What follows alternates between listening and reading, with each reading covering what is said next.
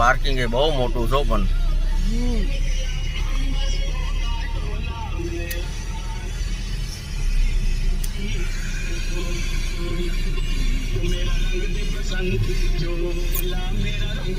સોમનાથ મહાદેવ મહાદેવ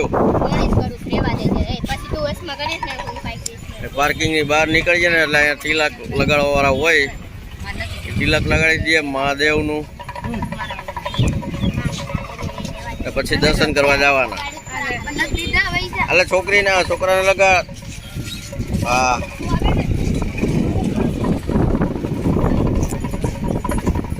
વાહ મળે મસ્ત લાગ્યો તને જતો હમું અરે વાહ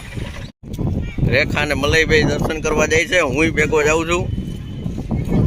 તો મહાદેવના દર્શન કરી આવીએ ત્યાં અંદર મોબાઈલ એલાઉડ નથી એટલે મોબાઈલ બહાર જમા કરાવતા જાય અને દર્શન કરી આવી જય મહાદેવ સોમનાથના બીચ ઉપર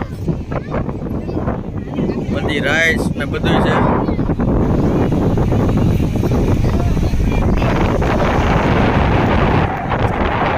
ભલે શેમાં બેવું છે તારે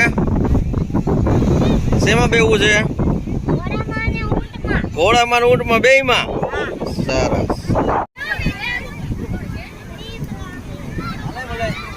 છે મલય હવે મલય જાય છે ઘોડા ઉપર બેસવા બે એના પપ્પાની બે હારે બેસે જો મલયની બહુ બીએ છે ઘોડા ઉપર બેસવા જો હવે જાય છે ઘોડો લઈને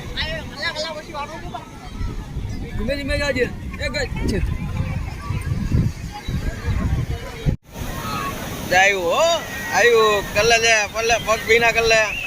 આવ્યું ભલે મજા આવી જવડો પાછું આવે છો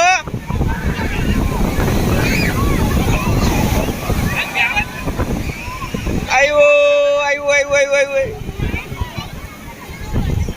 આમ જો રેખા તું શું કરસ અરે વાહ પેલી માંડવી હે ચના ચોર અરે વાહ મસ્ત છે લોકેશન એ મસ્ત આવે જાય છે મલાઈ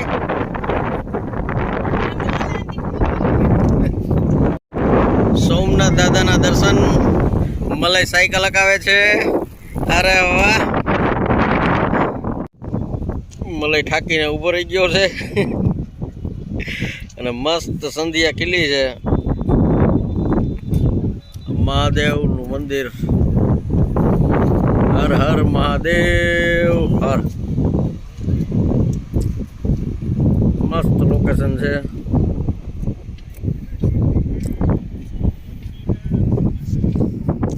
મળે ઠાકી ગયો તો પછી સાયકલ આપણે આપી દઈએ હવે હજી આખી છે તારે બસ હવે હો પછી પગ દુખ છે બટા અહીં છે હજી આગવી છે સારું હાલો આકો આકો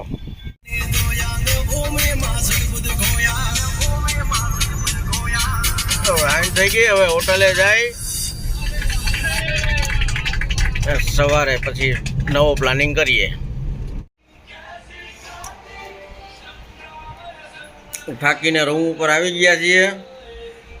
ફ્રેશ થઈ ગયા છીએ મલયભાઈ અને જમવાની કંઈ ઈચ્છા નથી એટલે હરવો નાસ્તો પુલાવ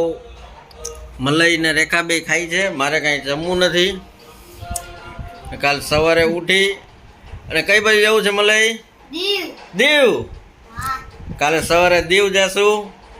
બસ આ સોમનાથનો ટૂર પૂરી થઈ ને હવે અમે સૂઈ જઈને કાલ સવારે દીવ